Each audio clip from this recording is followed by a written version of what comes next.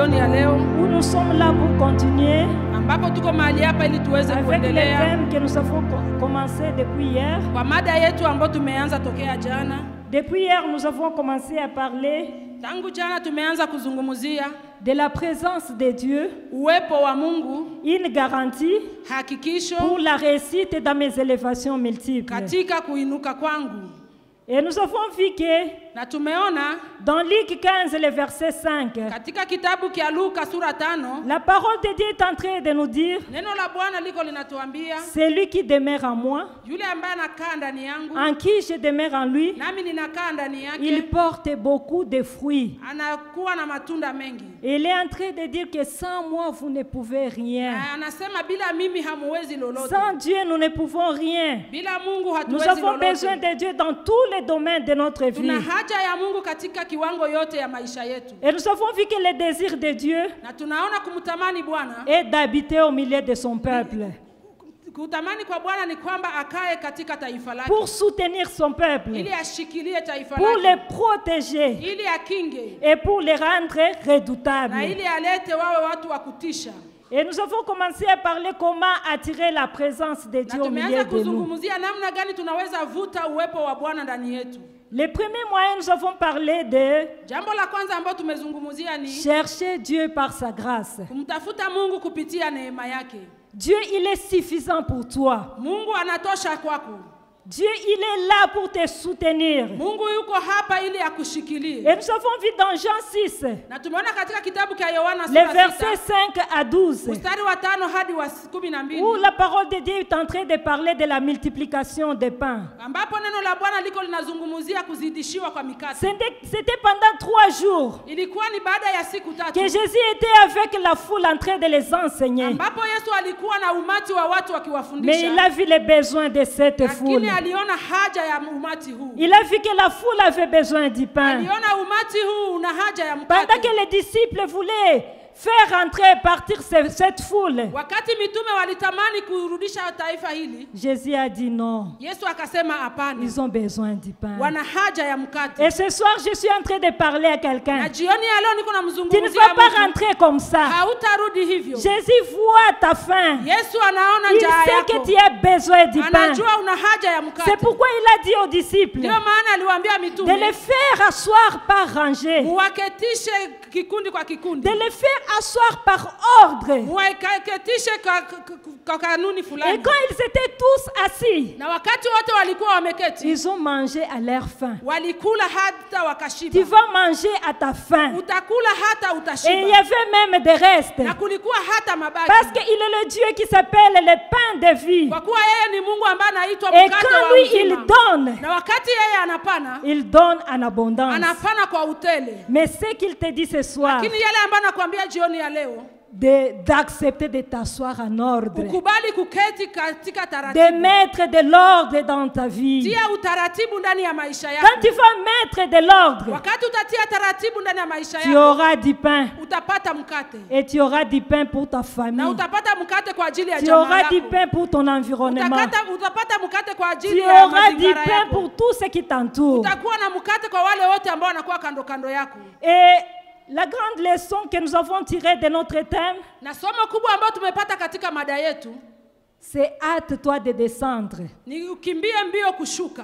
Hâte-toi de descendre. Harakisha kushuka. Parce que je dois demeurer dans ta maison. Kwa kuwa ninatamani kukaa nyumbani kwako. C'est la parole d'honneur Hiyo ni neno la msingi que Jésus était en train d'adresser à Zachée. ambalo Yesu alikuwa akimwambia Zakayo. Jésus disait à Zachée, Yesu alikuwa akimwambia tu n'as Zakayo, pas besoin de monter toi-même. hauna haja ya kupanda mwenyewe. Avant de monter, Mbele ya il faut kupanda que tu descendes inakubidi ushuke pour kwanza que tu sois une bénédiction pour les gens. ili uwe baraka kwa ajili ya Quand watu. Zachée était monté seul, Wakati Zakayo alipanda mwenyewe, les gens murmuraient autour de watu lui. walikuwa wakinungunika pembeni Mais yake. quand il a accepté Lakini wakati de alipokubali descendre, kushuka, il est monté avec Jésus. akapanda pamoja na Et Yesu, tout son entourage était dans la na joie. mazingara yake yote yakawa ndani Il ya pouvait furaha. restaurer sa relation avec les gens. Akahakikisha tena mawasiliano yake pamoja na watu. Et la Bible est en train de nous Na dire, Biblia iko natuambia le salut est entré dans sa maison. wokovu ukaingia katika Et nyumba nous avons yake. parlé des 3 leçons que nous avons tirées Na tumezungumzia somo 3 ambazo de tumepata l'histoire des Zachée. kupitia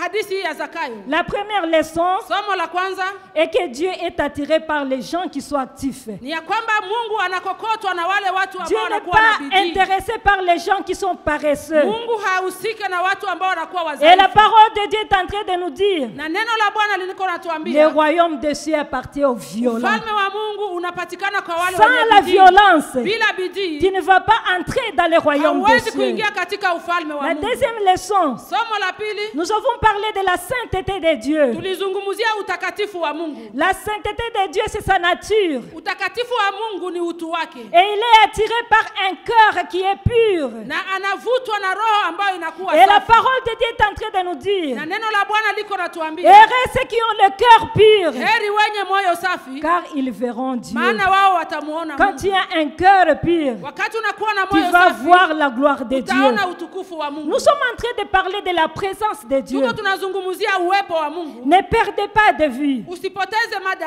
Notre Dieu, il est omniprésent. Mungu wetu yuko hapa, Il est partout. iko mahali pote, Mais il n'est pas opérationnel partout. lakini hatumike mahali pote. Vous allez vous souvenir de l'histoire de l'arche de Dieu. Utakumbuka kwa ajili ya hiyo sanduku la Bwana. L'arche de Dieu n'a fait que 3 mois dans la maison d'Obed Edom. Sanduku la Bwana lilifanya siku 3 katika nyumba Et ya Obed. toute sa maison était bénie. Na nyumba yake yote ilibarikiwa Seulement 3 mois. kwa ajili ya miezi mitatu. Ça fait combien de temps que tu es à l'arche? Inakuwa siku ngapi unakuwa hapa kwenye kanisa la Arshi? Dans la maison d'Obed, Katika c'était nyumba 3 ya mois. Obedi ilikuwa siku Et miezi toute tatu. sa maison était Na bénie. nyumba yake yote ilibarikiwa. Pendant 15 jours, Wakati siku moja les enfants d'Israël étaient dans le champ de bataille. watoto wa Israeli walikuwa kwenye vita, Ils ont pris avec eux l'arche de Dieu. wakachukua pamoja nao sanduku la agano.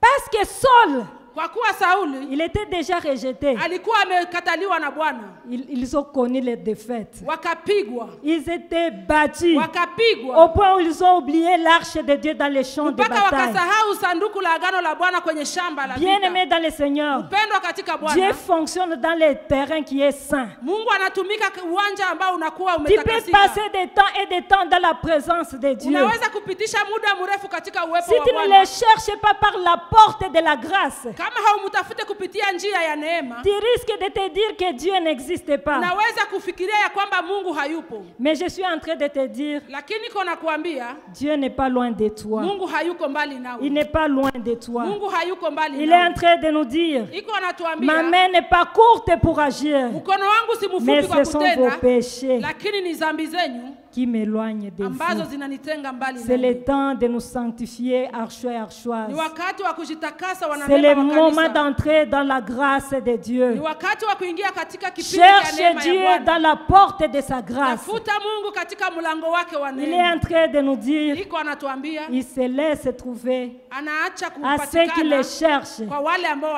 ceux qui le wanamtafuta, cherchent avec tout cœur. wale ambao wanamtafuta na moyo. La troisième leçon que nous avons Somo tirée, la tatu ambalo tumepata c'est le caractère d'urgence de Dieu. ni uharakisho wa Bwana.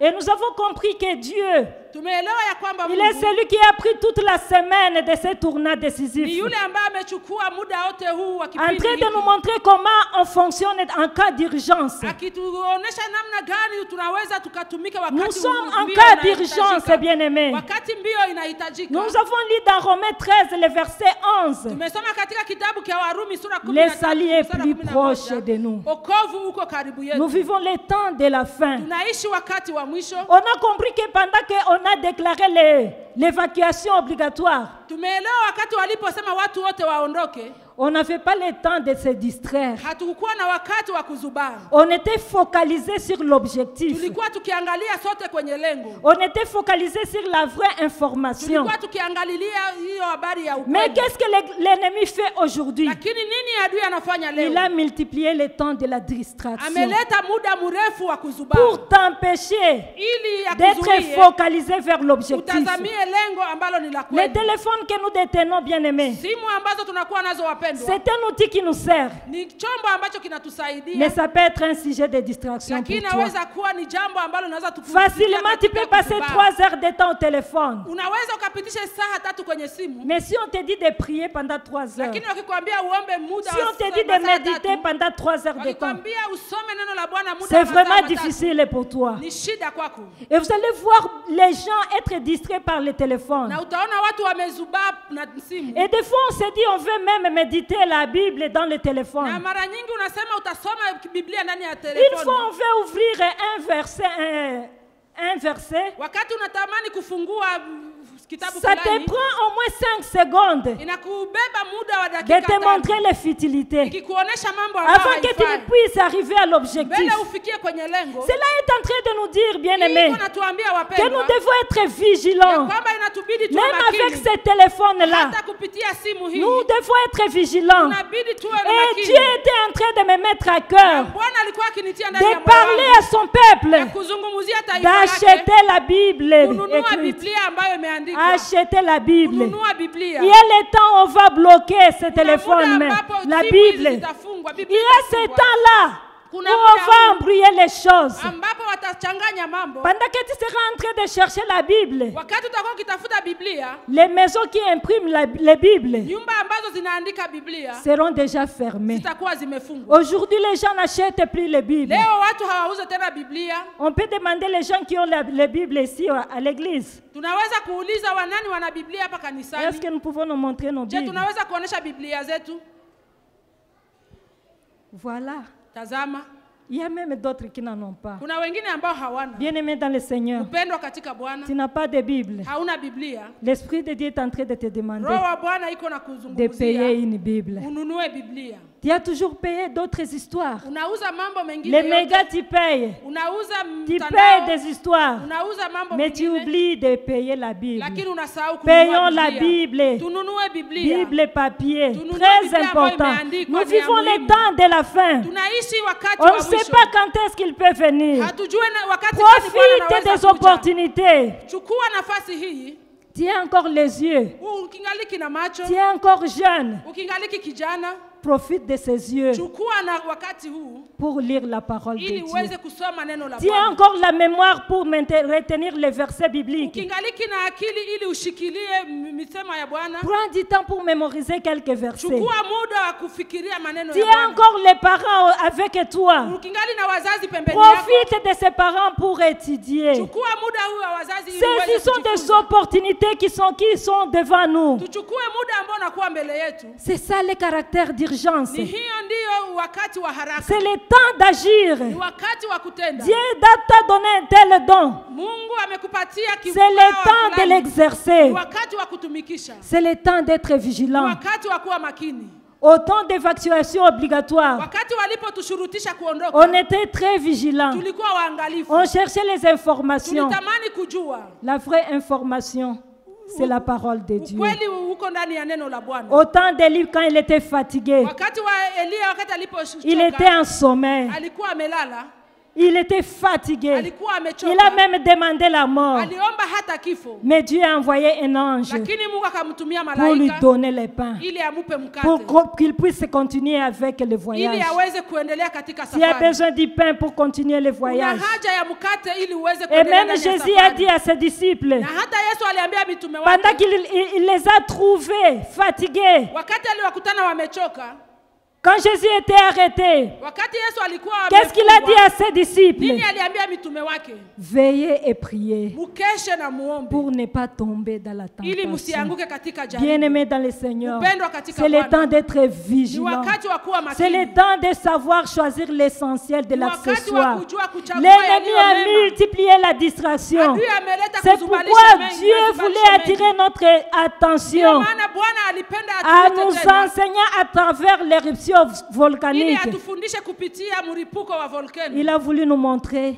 Alipenda atuoneshe qu'il n'est pas il n'est pas le moment de se distraire. haiko muda wa kuzubaa, Il n'est pas le moment de se distraire. haiko muda wa C'est le kuzubaa, temps de se ni lever. muda wa C'est kusimama, le temps de se réveiller du ni sommeil. muda wa kuamuka C'est katika pourquoi la usingizi. parole de Dieu est en train de Ndio nous maana dire neno la Bwana dans linatuambia Ephésiens 5:14, katika Waefeso réveille-toi. 5:15, 14, Réveille-toi.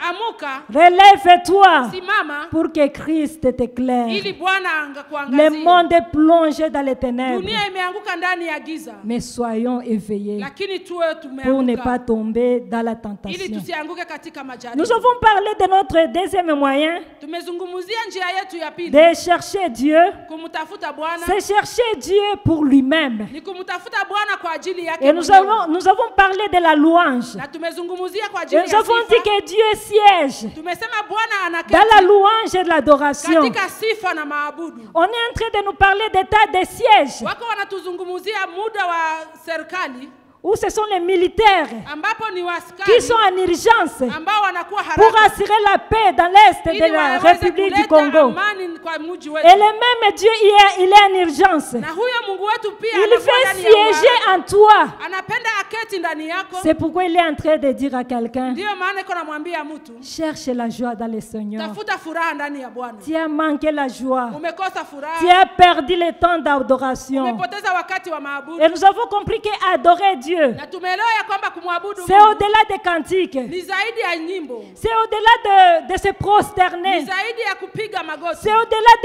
de lever ses mains. ni zaidi ya kuinua mikono, C'est honorer Dieu. C'est honorer ni Dieu, kumheshimisha le Mungu, vénérer kumheshimisha par un cœur qui est kwa moyo sincère. ambao unakuwa wa kweli. C'est pourquoi Dieu est en train de parler à son église. Ndio maana Bwana iko nazungumza na kanisa lake, Hâte-toi de descendre. harakisha kushuka, Détache-toi de ce qui te met dans la distraction. uondoke kwa mambo yale ambayo yanakuzibalisha, Détache-toi du péché. ondoka ndani ya dhambi. Dieu veut demeurer en Mungu toi. anatamani kukaa Il ndani veut yako, te soutenir. anapenda Il veut te akushikilie, fortifier. anapenda akutie Est-ce nguvu. qu'on peut acclamer ce Je, tunaweza Dieu-là? kumshangilia Il Mungu est huyu. intéressé par toi. Yeye Il est anakufurahia, intéressé par moi. yeye Pour ananifurahia te rendre redoutable. ili akulete uwe Il mwenye a rendu kutisha. Daniel redoutable. Alileta Davidi awe mtu ambaye anatishwa. Il a anatisha. rendu Daniel redoutable. Aliacha Danieli awe mtu wa kutisha. Daniel pouvait être respecté à son temps Danieli aliheshimika kwa wakati wake parce qu'il a honoré son kwa kuwa Dieu. alimuheshimisha Mungu wake. Honore ton Dieu. Heshimisha Mungu Ce wako. que Dieu attend de toi, Yale ambayo Mungu anangoja kwako, il veut que tu puisses éclairer, anatamani uangaze, que tu puisses briller pour lui. uangaze kwa ajili yake. C'est pourquoi il te laisse Ndio aujourd'hui maana ce souffle anakuacha de leo vie na hiyo pumzi ya pour que uzima, tu puisses briller pour lui. ili uweze kuangaza kwa Est-ce que ajili tu yake. peux dire à la personne qui est à côté Je, de unaweza toi, kumwambia mtu ambaye anakuwa pembeni yako, brille pour Dieu. angaza kwa ajili ya Mungu, Brille pour Dieu, Maman angaza kwa Sarah. ajili ya Mungu. Amen. Nous Amen. allons continuer encore ce soir. Nous allons faire la lecture dans Ézéchiel 37. Tutasoma katika kitabu cha Ezekieli sura 13 na Ézéchiel 37. Ezekieli 37. sura ya 37. Nous allons commencer au premier verset. Tutaanzia kwa mstari wake wa kwanza. Ézéchiel 37. Ezekieli sura 37 mstari wake wa kwanza. Je vais lire dans le nom de notre Seigneur et Sauveur Jésus-Christ. Amen. Je vais m'arrêter au 9e verset. Tutaishia kwa mstari wake wa La main de l'Éternel reposait sur moi, et l'Éternel m'a transporté par son esprit pour me déposer au milieu de la vallée. Celle-ci était remplie d'ossements. Il m'a fait passer près d'eux tout autour. J'ai constaté qu'ils étaient très nombreux sur le sol de la vallée et qu'ils étaient complètement secs. Il m'a dit, fils de l'homme, ces os pourront-ils revivre? J'ai répondu, Seigneur éternel, c'est toi qui le sais. Puis il m'a dit, prophétise sur ces eaux. Tu leur annonceras, ossements desséchés. Écoutez la parole de l'Éternel. Voici ce que dit le Seigneur éternel à ses os. Je vais faire entrer un esprit en vous et vous vivrez. Je vous donnerai des nerfs. Je ferai pousser sur vous de la chair. Je vous recouvrirai des peaux. Je mettrai un esprit en vous et vous vivrez. Vous reconnaîtrez alors que je suis l'Éternel. J'ai prophétisé conformément à l'ordre que j'avais reçu. Alors j'ai prophétisé, il y a eu un bruit. Un mouvement s'est produit et les os se sont rapprochés les uns des autres. J'ai regardé et j'ai vu qu'il leur apparaissait des nerfs. La chair a commencé à pousser et la peau les a couverts en dernier. Mais il n'y avait pas d'esprit en eux. Il m'a dit, prophétise à l'intention de l'esprit. Prophétise, fils de l'homme. Tu annonceras l'esprit. Voici ce que dit le Seigneur l'Éternel. Esprit, viens des quatre vents, souffle sur ces morts et qu'ils revivent. J'ai prophétisé conformément à l'ordre qu'il m'avait donné. Alors, l'Esprit est entré en eux et ils ont repris vie. Puis ils se sont tenus sur leurs pieds. C'était une armée nombreuse, très nombreuse. Amen. Amen. Nous allons continuer avec les portes par lesquelles on peut trouver Dieu. Tutaendelea kuona milango ambapo tunaweza kumpata Mungu. Et la troisième porte ce soir, Na mlango wa tatu jioni ya nous leo. allons parler de chercher Dieu pour son royaume. Tutazungumzia kumtafuta Mungu kwa ajili ya ufalme wake. Chercher Dieu pour son royaume. Tafuta Mungu kwa ajili ya ufalme La wake. parole de Dieu est en train de nous dire dans Éphésiens 2, le verset 10, Neno la Bwana leo anatuambia katika kitabu kia Waefeso sura 2 mstari wa 10, nous sommes créés pour les bonnes œuvres tumeumbwa kwa ajili ya mambo mema que Dieu a préparées d'avance ambayo Bwana ameandaa mbele pour que nous puissions les pratiquer. ili tuweze kuyaishi. Bien-aimés dans le Seigneur, Mpendwa katika Bwana, Dieu est attiré par les gens qui sont intéressés par son royaume. Mungu anavutwa na wale watu ambao wanahakikisha ufalme wake. Nous voyons l'homme de David, Tunaona Daudi, l'homme selon le cœur de Dieu. mtu kama vile moyo wa Bwana. Comment il a pu attirer Dieu? Il a gagné Dieu, Namna gani alivuta Bwana? puisqu'il avait un cœur de servir, Kwa kuwa alikuwa na moyo wa un kutumika. cœur de service. Moyo wa kutumika. Servir Dieu avec un cœur. Kutumikia Mungu na moyo. Dieu est en train de nous demander de le servir avec notre cœur. Mungu iko natualika tumutumikie na moyo wetu wote. Servir Dieu avec son cœur, c'est quoi? Kumtumikia Mungu na moyo wako wote ni C'est nini? premièrement chercher la gloire de Dieu. Ya kwanza ni kutafuta utukufu wa Mungu. Je sers Dieu puisque je l'aime. Ninamtumikia Mungu kwa kuwa ninampenda. Je sers Dieu puisque c'est mon papa. Ninamtumikia Mungu kwa kuwa ni baba yangu. Je sers Dieu encore puisque je vais faire un bon témoignage. Ninamtumikia Mungu kwa kuwa mimi nitakuwa kielelezo. Je veux qu'au travers mon service, Ninatamani kupitia huduma yangu que les âmes viennent en lui. roho nyingi zikuje kwa Bwana. Je sers Dieu Ninamtumikia Mungu puisque je veux aussi gagner l'éternité. kwa kuwa ninatamani nipokee uzima. Dieu nous appelle à les servir. Mungu anatualika Et tumtumikie. le plan noble de Dieu pour ma vie, Na mpango mzuri wa Mungu kwa ajili ya maisha c'est le yangu servir. ni kumtumikia. On nous a donné une fois le témoignage d'un jeune garçon. Wametupatia hapa habari za kijana mmoja. C'était dans une jeune église. Ilikuwa ndani ya kanisa kidogo. Une église qui ne faisait que de commencer. Kanisa ambalo lilikuwa Il likianza. n'y avait pas beaucoup d'activités. Hakukukua mipangilio mingi. Et ce jeune garçon Na kijana huyu avait résolu de faire la propreté de l'église. alifikiria kufanya usafi wa kanisa. Et il le faisait très tôt matin. Na alikuwa akiifanya kila asubuhi. Et dans cette église, Na katika kanisa hili personne n'avait su hakuna mtu ambaye la alijua personne qui faisait la propreté mtu ambaye dans anafanya cette usafi église. wa kanisa. Il le faisait comme ce que vous appelez ministère caché. Alikuwa akifanya huduma hii ambayo inakuwa ya kujificha. Aujourd'hui, vous parlez de ministère caché, Leo tunazungumzia huduma ya kujificha. mais on vous voit. Lakini tunawaona. Mais ces jeunes garçons, Lakini on kijana ne les huyu, voyait pas, walikuwa on hawamuoni. ne les connaissait pas. Walikuwa hawamjui. Jusqu'à ce qu'un jour, Kisha siku moja et cette église-là avait une évangélisation. kanisa hili lilikuwa na mkutano On wa avait injili. invité un pasteur. Wakamwalika mchungaji. Il venait de l'Amérique. Alikuwa akitokea Mais Amerika. avant que ce pasteur n'arrive sur ces lieux, Lakini mbele mtumishi huyu afike nafasi hiyo. Dieu lui avait parlé. Mungu alikuwa amemzungumzia. Il dit que là où tu vas, Alimwambia kule ambapo il y a un unaenda jeune garçon kuna kijana mmoja que tu vas aider. ambaye utamsaidia Et tu vas rentrer avec lui ici en na Amérique. utakuja naye huko Il Marekani. n'a pas compris. Hakuelewa, Et en arrivant sur le lieu, na alipofika mahali hapo il n'a pas demandé à l'homme de Dieu. hakumuuliza mtu wa Mungu, Mais Dieu lui a mis à cœur lakini Mungu akatia moyoni de mwake passer la nuit dans cette église pour alale prier. usiku ndani ya kanisa hili Avant de akiomba. commencer le service,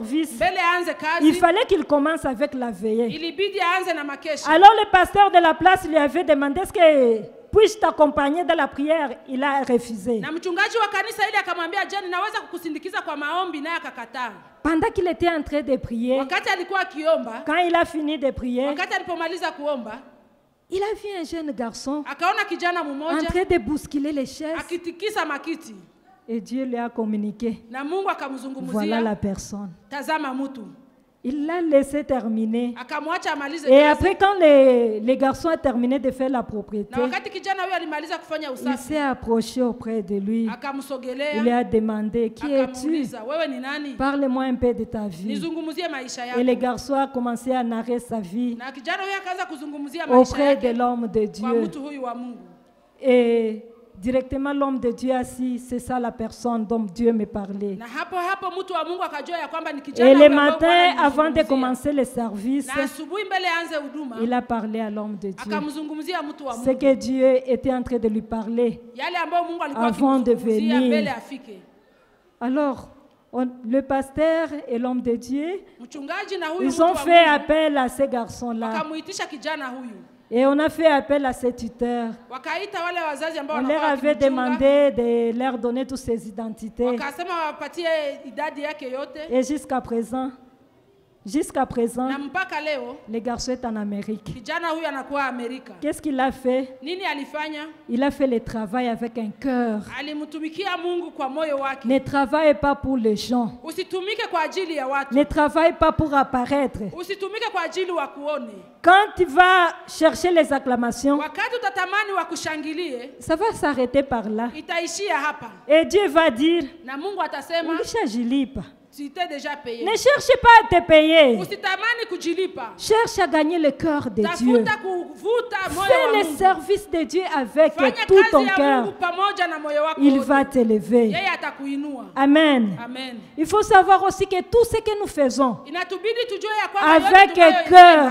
pamoja na moyo wetu nous le faisons pour le royaume de Dieu. tunaifanya kwa ajili ya ufalme wa Tu Mungu. es femme mariée. Huko mwanamke ambaye Fais umeolewa, ton travail avec joie. tumika kazi yako na La furaha. parole de Dieu est en train de nous parler de la femme vertueuse. Neno la Bwana liko natuambia kwa ajili ya mwanamke huyu On nous mwenye dit hekima. elle faisait son travail avec une main joyeuse. Anatuambia alikuwa akifanya kazi yake yote na mkono Tu wenye travailles furaha. quelque part. Unatumika mahali fulani. Fais-le avec Tumika joie. na furaha. Ça glorifie Dieu. Inamtukuza Et Mungu. ça te payera Na un jour. itakulipa siku moja. Amen. Amen. Dieu est intéressé par les gens qui font quelque chose. Mungu anavutwa na wale watu ambao Quand il wanatumika. a choisi les 12, Wakati alichagua mitume 12, personne n'était chômeur. hakuna yule ambaye alikuwa Il hana a kazi. retrouvé tous à leur lieu de travail. Alikutana wote kwenye nafasi Bien-aimé zao dans za le kazi. Seigneur, fais quelque chose. Pendo katika Bwana, tumika. Peut-être que tu es en train de minimiser ce qu'on te propose. Inawezekana huko na dharau yale ambao wanakupatia. Regardez, Angalia les gens qui ont commencé par le gardiennage, wale ambao walianza kwa ngazi ya ulinzi ils ont fini par se retrouver à l'intérieur. walimaliza wakiwa ndani ya kampuni. Je me souviens un jour, Ninakumbuka siku quand moja j'étais arrivée ici à Goma, wakati nilipofika hapa kwenye c'est mon mji wa mari qui Goma, était mité. mume wangu ndiye ambaye Moi, j'avais alikuwa perdu hapa. mon Mimi travail. nilipoteza kazi Et yangu. quand je suis arrivée ici, Na wakati nilipofika hapa on n'avait pas où me caser. hawakuwa nafasi ya kuniweka. On a dit qu'il n'y a qu'un seul poste. Walisema kuko tu fasi moja, Les servantes, c'était au centre d'accueil protestant. ilikuwa ni huko kwenye centre d'accueil ya Waporo. Je suis femme de médecin, Niko bibi ya mganga, maman docteur. bibi ya J'ai dokta, accepté. nikakubali. J'étais servante Nikakuwa au mtumishi centre d'accueil Tuneko. huko kwa nafasi ya kupokea Les visiteurs étaient là. Wageni walikuwa hapa. Quand je suis là à mon guichet, Wakati niko hapa kwa nafasi yangu. eh oh, Yo, viens ici. kuja. On ne t'appelle même pas madame. Hawakuita hata madame. Et c'est là où Dieu m'avait Na ramassé. ni hapo Mungu alinitosha. Fais quelque chose, bien Fanya aimé. kitu fulani C'est mpendo. là où Dieu va te Ni ramasser. hapo ambapo Mungu C'est là où atakutoa. il y a ta Ni bénédiction. hapo ambapo kunakuwa baraka yako. Peut-être on est en train de te proposer d'être aide-maçon. Inawezekana wako anakuambia wewe msaidizi wa Quand tu wachungaji. regardes ton diplôme, Wakati unaangalia on cheti a chako, mie wa hivi. nitaidi mwala. Quand on va te repérer, Wakati tu ne vas plus watakugundua, rester à ce poste. hautabaki kwenye kazi hii. Tu seras magasinier Utakuwa mwenye tu mlinzi seras wa chef duka, de dépôt utakuwa ukilinda jusqu'à duka, ce que tu seras un manager. mpaka utafika kuwa Fais quelque uongozi. chose. Tenda jambo Amen. fulani. Amen. Est-ce qu'on peut acclamer notre Je, Dieu? tunaweza kumshangilia Mungu wetu. Dieu est attiré Mungu anavutwa par les gens qui font quelque na wale chose. watu ambao wanatumika. Faire quelque chose dans ta Tumika jambo vie. fulani katika maisha Ça yako. paye. Inalipa. Si Ruth a retrouvé la faveur de Boaz, Kama Ruta alipata kibali mbele ya macho ya Boazi, c'est puisqu'il avait accepté de glaner. ni kwa kuwa alikubali kuvuna nyuma ya wengine. Quand tu vas glaner, Wakati utaenda quand tu ukivuna vas nyuma ya accepter wengine, de t'humilier, wakati utaitika tu kujishusha, vas attirer même la faveur des gens. utavuta hata kukubaliwa na watu. Amen. Amen. Ma prière ce soir, Maombi yangu jioni c'est ya que tu leo peux demander à ni Dieu, kwamba yale ambayo unaweza kumuomba Seigneur, Mungu, donne-moi les ailes pour ton Bwana nipe royaume. nguvu kwa ajili ya kazi yako. Je vais servir de tout cœur Natamani nitumike kwa moyo wangu et que wote ma vie soit un témoignage. na maisha yangu Amen. yakuwe ushuhuda. La quatrième porte de chercher Dieu, Mlango wa nne wa kumtafuta Mungu c'est l'esprit d'équipe. ni hiyo moyo wa umoja. L'esprit d'équipe. Moyo wa umoja. Dieu est en train de dire ceci Mungu iko anasema hivi dans 2 Corinthiens 6, katika kitabu cha pili cha Wakorintho le sura verset 6 16b. mstari wa 16. Il dit, j'habite au milieu de mon peuple. Anasema ninaketi kwa watu wangu.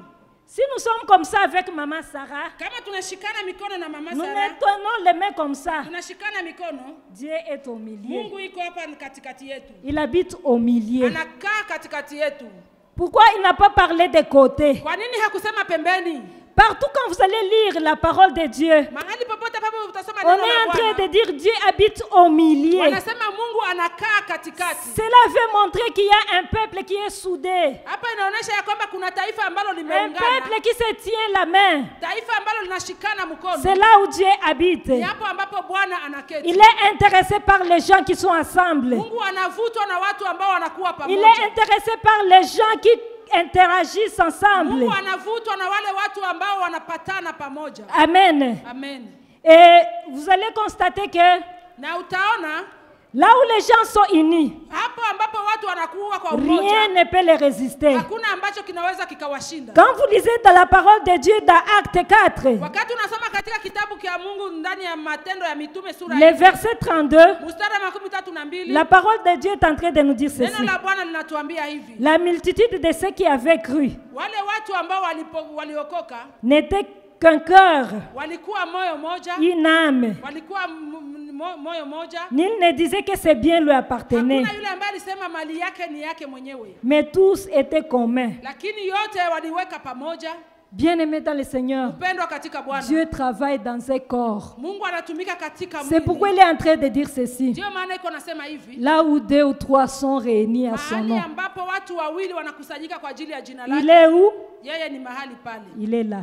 Amen. Il dit si 2 personnes s'accordent Anasema watu wawili wakipatana pour prier pour quelque chose, ili waombe kwa ajili ya jambo cette fulani, chose-là leur sera kitu donnée. hiki watakipata. Pourquoi les choses nous résistent, bien-aimés? Kwa nini mambo yanatukuia nguvu, C'est wapendwa? puisque nous ne sommes pas soudés. Ni kwa kuwa hatuko pamoja. Je me souviens un jour à Kisangani, Ninakumbuka siku moja hapa Pakistan, c'est le fait évangéliste Bonk. ni huyo mtumishi wa Mungu Bonke, Avant de commencer sa croisade, mbele aanze mkutano c'était wake, dans le stade de Kisangani. ilikuwa kwenye uwanja wa Kisangani. Il avait demandé aux gens de se tenir la main. Alialika watu washikane Et les mkono. gens avaient entouré le stade. Na watu wakazunguka Ils avaient kiwanja entouré hiki. les pourtours du stade. Wakazunguka kiwanja hiki. Et il avait demandé aux gens Na akaambia watu d'avancer, wasogee en train de se tenir la main. wakishikana mikono. Ils étaient en train d'avancer, Wakawa wakisogea main dans la main. wakishikana mikono. Et au fur et à mesure qu'ils Na avançaient, kisi walikuwa wakisogea, tout ce qui se trouvait sous leurs pieds yale yote ambayo alikuwa chini ya miguu yao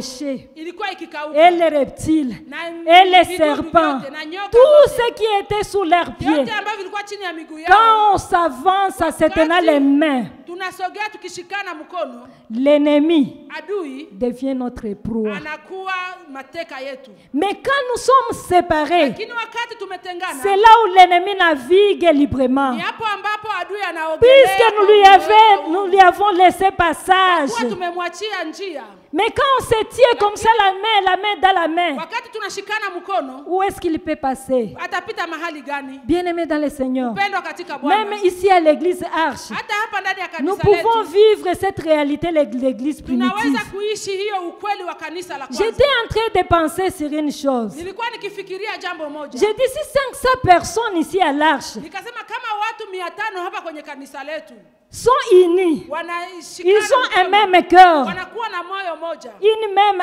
âme, wanakuwa na nia une moja, même vision. wanakuwa na maoni mamoja. Nous pouvons combattre la pauvreté dans Tunaweza cette église. kupiganisha umaskini ndani ya kanisa yetu. Nous pouvons faire de grandes choses dans cette église. Tunaweza kufanya mambo makubwa ndani ya Seulement kanisa letu. 500 personnes. Kama watu 500 wakiungana. Regardez 500 personnes. Angalia watu 500 Si se conviennent kama wanapatana d'apporter chaque dimanche 1000 francs. kuleta kila siku ya Jumapili 1000 mafuta francs. 1000, C'est 0,5. ni hiyo nusu dola ya Marekani. Et j'ai vu qu'après un mois, Na niliona baada ya mwezi mmoja ils peuvent gagner $250 dans leur caisse. wanaweza kupata dola 250. Et en faisant les calculs, j'ai trouvé en une année, na nikakutana katika mwaka mmoja 500 personnes watu 500 peuvent réaliser ça $20,000. wanaweza kupata kiwango ya pesa 1200 Seulement 500 personnes. ya Est-ce qu'on ne peut Kimarekani. pas faire de grandes choses avec ça? Je, hatuwezi kufanya mambo Est-ce qu'on makubwa ne na peut pas pesa hizi? supporter les orphelins au Je, milieu de hatuwezi nous? kuwachunga mayatima miongoni Est-ce qu'on mwetu? ne peut pas faire des projets Je, hatuwezi kufanya seulement à miradi une année? kwa mwaka mmoja? Et si on essaie d'augmenter un peu? Na kama tunapandisha kidogo, Et si on se dit $1, na kama tunasema dola moja, on fera de grandes choses. tutafanya mambo makubwa. C'est pourquoi quand on dit, Ndio maana wanaposema ils avaient tout ça commun, walikuwa na mambo yao yote j'ai pamoja, compris qu'ils faisaient les projets d'ensemble. nilielewa ya kwamba walikuwa na miradi ya umoja, Usikie sema nyumba yako ni yangu, ils avaient les projets d'ensemble. walikuwa na miradi ya umoja. Nous pouvons monter à cette dimension. Tunaweza kupanda kwa kiwango hiki. Un jour, on avait voulu commencer l'histoire pareille ici. Siku moja tulipenda tuanzishe jambo kama hili mahali Mais comme hapa, on n'avait pas une même vision, lakini vile tulikuwa sisi wote hatuna maoni on mamoja, avait arrêté. tuliacha. Mais je pense, Archoise, Lakini nafikiria wanamemba wa kanisa hili, le temps est arrivé wakati umefika de nous tenir les mains ya dans la main. kushikana mkono. Ce n'est plus le moment Haiko tena muda de nous séparer. wa kutengana. Là où nous avons lu dans Ézéchiel 36, Mahali ambapo 37, tumesoma katika kitabu cha Ezekieli sura on nous a 37, parlé des ossements desséchés. wametuzungumzia mifupa mikavu. C'est la vision d'Ézéchiel. Ni maoni ya Ezekia. Quand il était en train de voir cette vision, Wakati Ezekia alikuwa akiona maono haya, il voyait les ossements desséchés, une vallée. alikuwa akiona bonde la mifupa mikavu. Mais Dieu lui a demandé de prophétiser. Lakini Bwana akamwambia tabiri, Prophétise sur ces os. tabiri kwa ajili ya mifupa haya. Ces ossements desséchés, Mifupa haya c'est la stérilité que l'ennemi amène dans l'église corps ni du Christ. utasa ambao shetani analeta katika Les kanisa la conflits, Bwana. Ni vita, la bassesse. ni uchanga. On est dans la concurrence. Tunakuwa wenye kubishana. Bien-aimés dans le Seigneur, Wapendwa katika Bwana, si nous sommes une même équipe, kama tuko kundi moja, nous avons un même objectif. tuna maoni mamoja. Pourquoi se combattre? Kwa nini kupigana? Nous sommes complémentaires. Sisi tunakuwa mmoja Dieu na nous ongeza a donné mwingine. les dons différemment Mungu ametupatia zawadi mbalimbali pour l'édification de son corps. ili kuijenga mwili wake. Si je suis ici en train de prêcher, Kama niko hapa nikihubiri, Maman Sarah est en train d'interpréter Mama Sara iko anabadilisha, et toi en train na d'intercéder, wewe ukiwa ukiomba, l'ennemi n'aura pas place en adui lui. hatapata nafasi mahali Il hapo. sera une proie pour nous. Atakuwa mateka kwa ajili Mais yetu. c'est dommage Lakini ni de aone voir quand nous sommes en train de passer ici à la chair en train de prêcher. kuona wakati tuko tunapita hapa tukihubiri, Les autres sont là avec les carnets, les stylos rouges. wengine wako hapa wakiandika makosa, Ils se sont déguisés wamejiingiza en président de jury. kama vile wenye kuhesabu makosa. C'est comme si on est en train de passer ici, il y a les gens qui sont en train de côté. Ni kama vile tuko tunapita hapa na Bien-aimés dans le Seigneur, c'est ça la distraction que l'ennemi est en train d'amener dans le corps de Christ. Nous sommes un corps, nous sommes une équipe. Mais regardez les footballeurs. J'aime ce qu'ils font. C'est une même personne qui marque les buts. Mais la victoire appartient. C'est à toute l'équipe. Et même celui qui a passé les buts, même celui qui a passé, même je ne sais pas le numéro 5, le numéro comme vous savez, tous participent à la victoire. J'aime l'homme de Daniel. Quand il y a eu un problème à Babylone, on voulait exterminer tous les sages. Mais Daniel va dire au roi, Laisse-moi aller consulter l'Éternel. Acha mimi niende tena nikamzungumzie Mais Bwana. avant de consulter le Dieu, Lakini mbele ya kwenda mbele ya Bwana, il s'est approché à ses compagnons. akawasogelea rafiki zake. Ase hapa kuko kope. Ilaji ici y a quelque chose à Ici il y a faire. un dossier. Hapa kuna jambo. Si on n'agit pas, Kama nous hatutende, serons exterminés. tutaharibiwa. Et tous sont entrés en Na prière. wote wakaingia kwenye maombi. Et quand ils ont terminé à prier, Na wakati walipomaliza kuomba, la révélation n'était pas donnée à tout le monde. ufunuo haukupewa kwa watu wote. La révélation était donnée à Daniel. Ufunuo ulipewa kwa Et Danieli. quand on a donné la révélation à Daniel, Na wakati Mungu alipompa Danieli n'est-ce pas maono, que Daniel est retourné auprès du roi Danieli akarudi kwa mfalme pour donner l'explication du ili songe? alete jibu ya hiyo ndoto. On a récompensé Daniel. Wakamulipa Danieli, On a élevé Daniel. wakamuinua Danieli. J'aime Daniel. Ninamfurahia Danieli. À Daniel 2, c'est 47 jusqu'à 49. Danieli sura ya pili mstari wa 17 Il a mpaka pensé à ses 16. compagnons. Akawakumbuka rafiki Je zake. n'étais pas seule. Sikukuwa mimi Cette mwenyewe. victoire ne m'appartient Ushindi pas. huu haiko kwa ajili Qu'on yangu leur mwenyewe. donne aussi les tendances. Nao wapatie nafasi ya Comment kuchunga tu te mali. comportes devant la victoire? Namna gani unajishikilia kwenye ushindi? Tiens, Pomba, Unakuwa mwenye à nguvu cause de moi. kwa ajili yangu. Regardons l'histoire de Daniel. Tazama mfano wa La Danieli. victoire, c'est pour toute Ushindi l'équipe. ni kwa ajili ya Marchons watu main wote. dans la main, bien-aimés dans le Tembee Seigneur. tukishikana mkono wapendwa Et katika la Bwana. parole de Dieu est en train de nous dire, Na neno la Bwana liko c'est à linatuambia cela que le monde connaîtra ni kwa hiyo ndiyo ulimwengu que nous utajua sommes enfants de ya Dieu. kwamba sisi ni watoto wa Nous Mungu. n'avons pas besoin Hatuna haja de brandir notre identité en disant que nous sommes des archois. ya kuonesha utu wetu ya kwamba sisi ni wanamemba wa Agissons kanisa hili. seulement. Tutende tu. Des fois, nous sommes là pour nous contrecarrer, Mara nyingi tunakuwa hapa tukitiliana pour nous mimi, rendre la vie difficile. tukitiliana maisha Et des magumu. fois, même les gens du dehors se demandent, Na mara nyingi watu wa nje wanajiuliza, unasema unaye ni archois? tu dis que celui-ci aussi il est archois. S'il faut faire un devis pour un archois, Kama inambidi afanyizie mtu muradi, on le fait cher pour les archois. anaitia juu zaidi kwa ajili ya mwenzake wa Ba kanisa. archois ndio biko na Ce franga. sont les archois qui Bien ont de aimés dans le l'argent. Seigneur. Upendo katika Bwana. Marchons la main dans la Tutembee main. tukishikana Amen. mkono. Est-ce qu'on peut Amen. acclamer notre Je, tunaweza Dieu? kumshangilia Mungu wetu. Acclamons très bien notre Tumshangilie Dieu. vizuri Mungu wetu. Il est le Dieu qui dit, il est au milieu de Ni son Mungu ambaye peuple. anasema anakuwa miongoni mwa taifa Il lake. est au milieu du peuple Iko qui est miongoni mwa soudé. kanisa yake.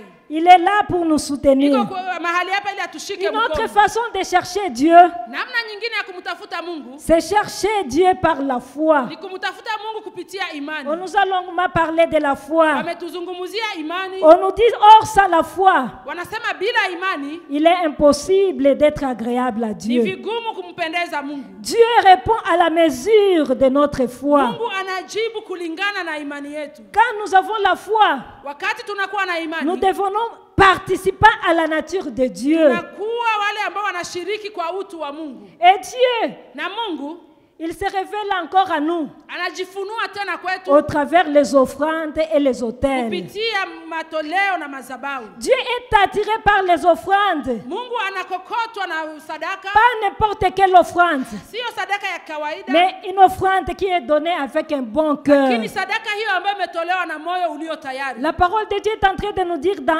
Actes, Maneno ya Mungu iko tuambia katika kitabu kia Matendo ya Mitume. Acte 10, le verset 31. Matendo ya Mitume sura 10 mstari wa 13. La parole de Dieu nous parle de l'offrande de Corneille. Neno la Bwana linatuzungumzia juu ya sadaka ya Kornelio. N'est-ce pas que Corneille a donné l'offrande? Kornelio alitoa sadaka, Dieu n'était pas là, Mungu hakuwa hapa, mais il était attiré par l'offrande de lakini Corneille. alivutwa na sadaka hiyo ya Kornelio.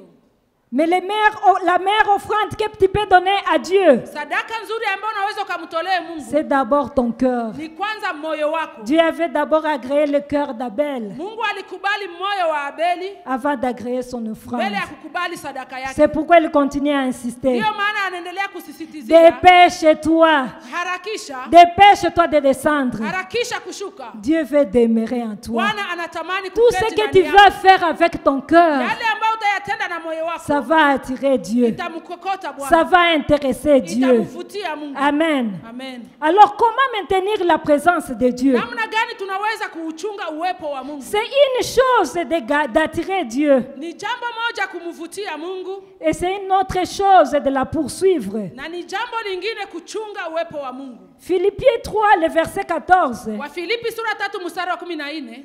C'est Paul qui est en train de parler. Ni Paulo ndiye iko anasema. Il est en train de dire, Anasema hivi. je poursuis la course. Ninafuatilia njia Je ne regarde pas ce qui est en arrière. Angalia yale ambayo yanakuwa nyuma. Paul ne regarde pas les succès passés. Paulo haangalie kufaulu ambayo imepita. Il ne regarde pas sa réussite. Angalia ushindi ambao amepata. Mais il est en train de poursuivre la course. Il poursuit les chemins. C'est pourquoi nous sommes en train de parler d'un parcours. La réussite dans son parcours. Comment je vais me maintenir dans cette réussite?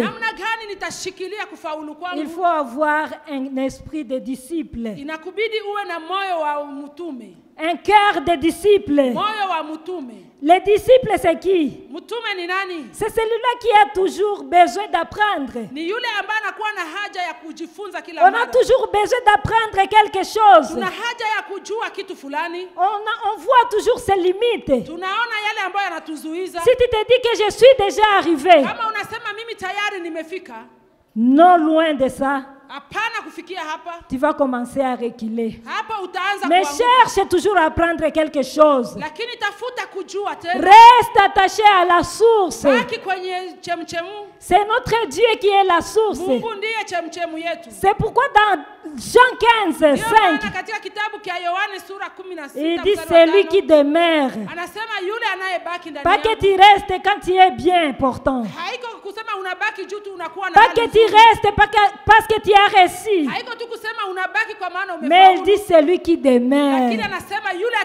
Il reste pour toujours. C'est celui-là qui va se maintenir dans son parcours. C'est celui-là qui va réussir. Avoir le cœur des disciples. C'est savoir aussi se détacher de la gloire. Savoir que la gloire ne m'appartient pas. L'homme de Daniel, quand il a eu la révélation, la première chose qu'il a fait, il a célébré Dieu. Il a rendu la gloire à Dieu. Dans tout ce que tu vas faire comme succès, comme réussite, cherche à retourner la gloire à l'Éternel. Ça va te maintenir dans tes élévations. La deuxième chose, il faut acquérir les attitudes de Christ. Quelles étaient les attitudes de Christ? C'est l'humilité, c'est l'obéissance, c'est la sainteté. Ce sont des vertus qui vont te maintenir dans ton élévation. Cherche à être humble. Tu es la première à être mariée. Peut-être que vous étiez en groupe en train de prier pour le mariage.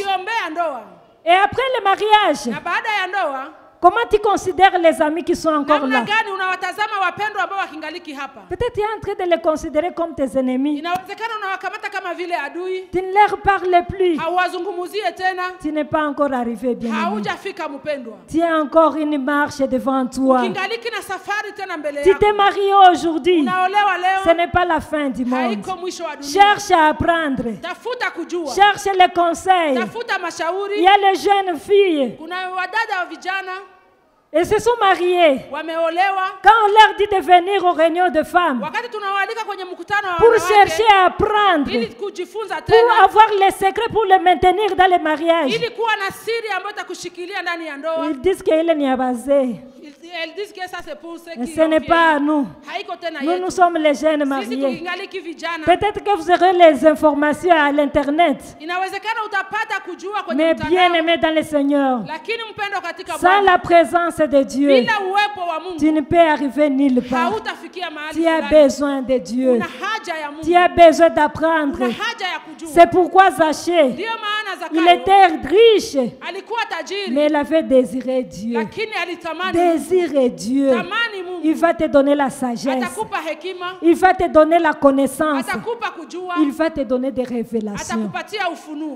On nous dit que Jésus il était obéissant jusqu'à la croix. L'obéissance va te maintenir dans ton parcours. Utiivu itakushikilia Sois katika safari obéissant yako. partout où tu vas passer. Uwe mwaminifu kwa mahali popote utakapopita. Peut-être on t'a embauché quelque part. Inawezekana wamekupa fasi na kazi fasi Il y a des règlements. Kuna kanuni hapo. Sois obéissant. Kubali kanuni hizi. Ça va te maintenir. Itakushikilia.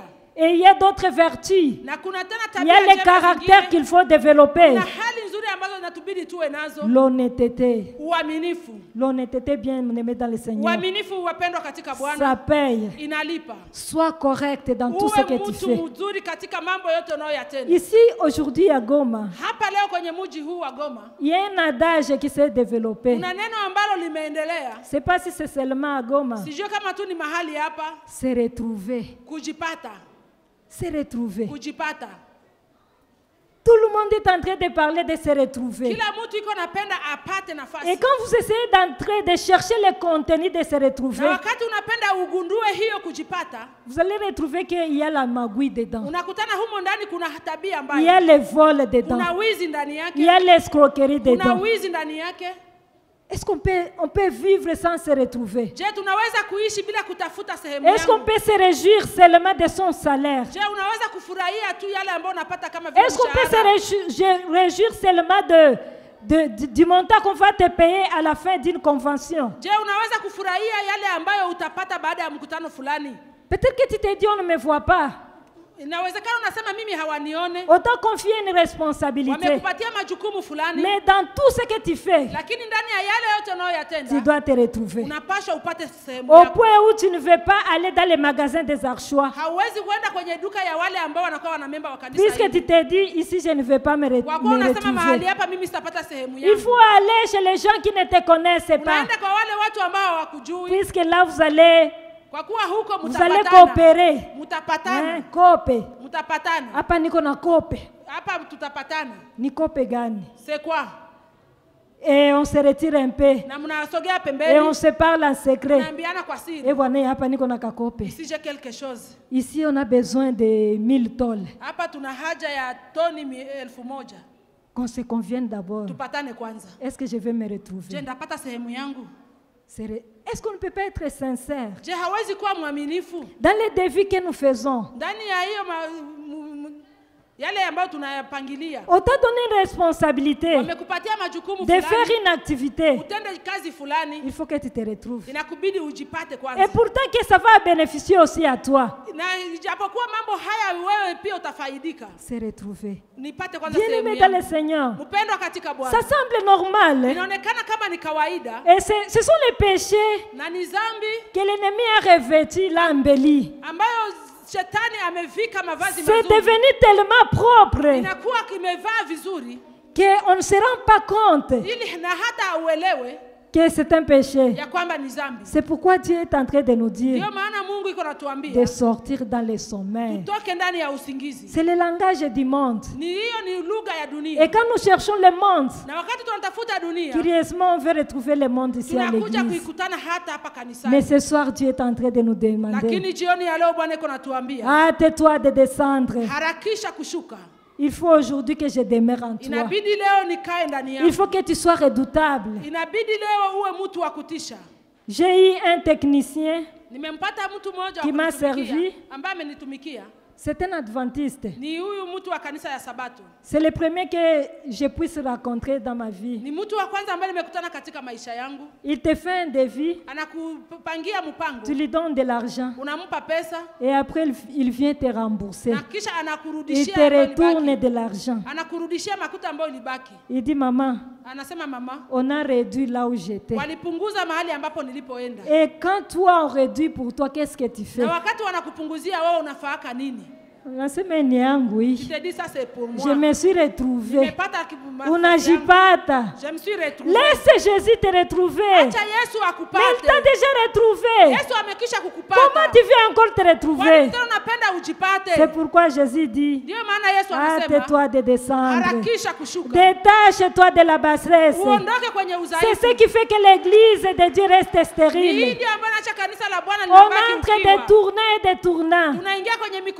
Et puis on s'est dit, mara hiyo itourna Cette fois-ci, ce programme, pasteur alikosa bahubiri. le pasteur n'a pas trouvé de bons prédicateurs. Tu t'attendais à Marcelo, n'est-ce pas? Ulikuwa unangoja Marcelo, Mais c'est maman Lissi. leo ni mama Lisi. Non, maman Lissi n'est pale. Mama Lisi Tu aussi elle est là. t'ingia. Moi, je ne vais pas participer. Bien-aimé dans le Seigneur. Pendwa katika Bwana. Tu as besoin de la présence de Dieu. Haja ya uwepo wa Bwana. Marcelo peut être là. Marcelo anaweza Tu kuwa peux hapa. entrer de tournant en Unaweza tournant. kufika kwenye mipangilio Parce na que tu n'as mipangilio. pas encore, tu ne t'es pas encore descendu. Lakini kama vile haujashuka Tu vas kwanza, demeurer la même personne. utabakia mtu yule yule. C'est pourquoi Dieu est en train de parler à Ndio maana quelqu'un. Mungu anazungumzia mtu. Il veut rester avec toi. Anapenda abaki Il nawe. veut demeurer en toi. Anapenda akae ndani Ce yako. qu'il est en train de te demander Yale ambayo iko nakuambia, est un cœur pour lui. uwe na moyo kwa ajili yake. Il cherche ceux qui ont le cœur pour lui. Anatafuta wale ambao wanakuwa na moyo tayari kwa Ce ajili soir, yake. nous allons prophétiser sur cette église. Jioni ya leo tutatabiri kwa ajili ya Comme kanisa hili. Ézéchiel avait Kama vile prophétisé. Ezekieli alitabiri.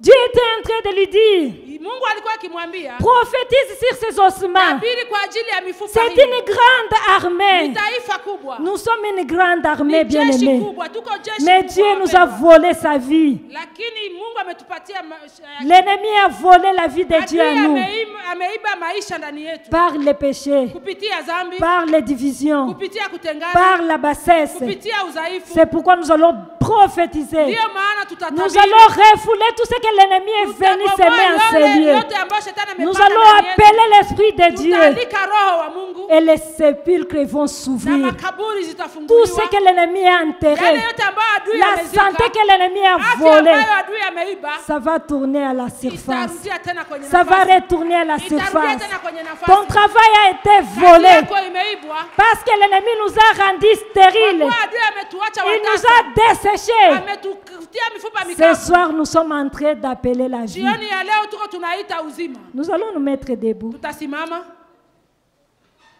Quand il descend, oui, tout s'arrête. Il y a transfert entre ciel et terre. Quand il descend, l'atmosphère chante. Prie sa fin de ça une prière. Que l'atmosphère change en ces lieux. Iwe maombi yako. Que ces lieux soient une piscine de Bethsaïda. Iwe nafasi Que ya tous les gens qui Bethsaïda. viendront en les malades, Wale wote ambao wameingia qu'ils mahali retrouvent hapa la guérison. wapate Que uponyaji. quelqu'un qui viendra chercher le Yule travail, ambaye atakuja qu'il kutafuta trouve kazi, le travail. apate kazi. Que c'est quelqu'un qui viendra désespéré. Yule ambaye atakuja amekata tumaini. Ekabashendero koikamana kababa. Emana shendero yokomana kababa. Eka shendero yokomana kababa. Emana shendero yokomana kababa. Emana shandara yokomana kababa. Eshendero yokomana kababa. Emana shendero yokomana kababa. Imana shandara yokomana kababa. Eshendero yokomana kababa. Emana kashendero yokomana kababa. Baba kaba shendero kababa. Ere mana shendero yokomana kababa. Ere mana shendero yokomana kababa.